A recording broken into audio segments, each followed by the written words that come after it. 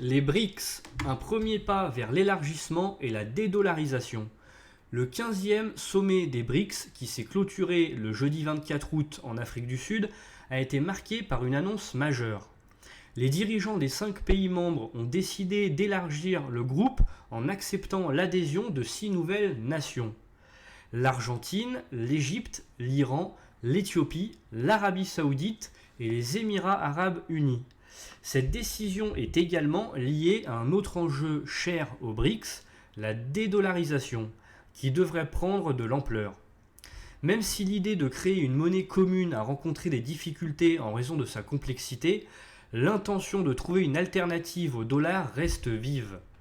Les pays membres des BRICS cherchent à se rapprocher de cet objectif en augmentant les échanges dans leur monnaie locale. Vladimir Poutine, particulièrement intéressé en raison des sanctions financières touchant Moscou, déclare que les objectifs et le processus irréversible de dédollarisation de notre économie avancent. Certains pays ont déjà commencé à échanger dans leur propre monnaie. La Chine, par exemple, a largement adopté le yuan cette année pour régler ses transactions de matières premières avec la Russie. Le Brésil prévoit de suivre sur cette voie. Les nouveaux membres du groupe, Riyad, Téhéran et Abu Dhabi, font partie des 10 premiers détenteurs mondiaux de réserves pétrolières. Cette composition pourrait également remettre en question la domination du pétrodollar. Les ministres des Finances et les directeurs des banques centrales ont pour mission d'approfondir cette question et de présenter leurs conclusions lors du prochain sommet prévu en octobre 2024 en Russie. Julien Vercueil, professeur d'économie et vice-président de l'INALCO, note que les Occidentaux sont laissés de côté. Il explique que la Chine, notamment, souhaite montrer sa capacité à générer des événements d'envergure internationale sans implication occidentale. Cependant, cette expansion du groupe pourrait-elle modifier significativement le rapport de force ?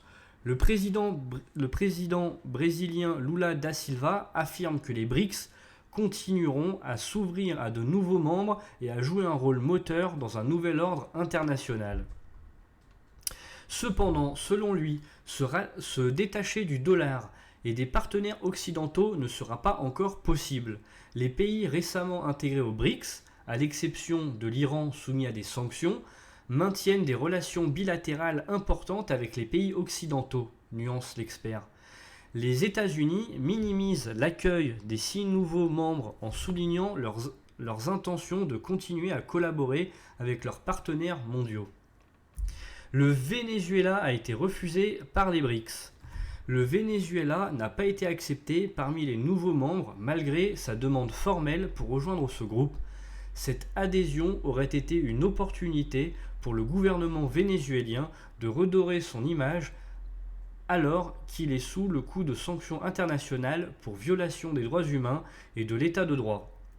Nicolás Maduro, président du Venezuela, a exprimé son désir d'intégrer les BRICS et a souligné les importantes réserves pétrolières certifiées de son pays.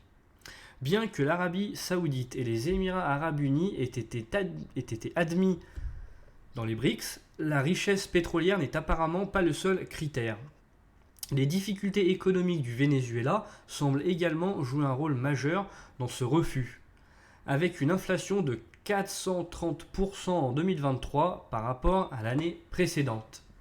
Merci d'avoir suivi cette vidéo, vous êtes de plus en plus nombreux à vous abonner à la chaîne, ça fait super plaisir. Donc si vous voulez continuer à soutenir la chaîne, abonnez-vous, activez la cloche pour être au courant de chaque nouvelle vidéo, partagez, likez, abonnez-vous. Je vous souhaite une bonne après-midi, à la prochaine.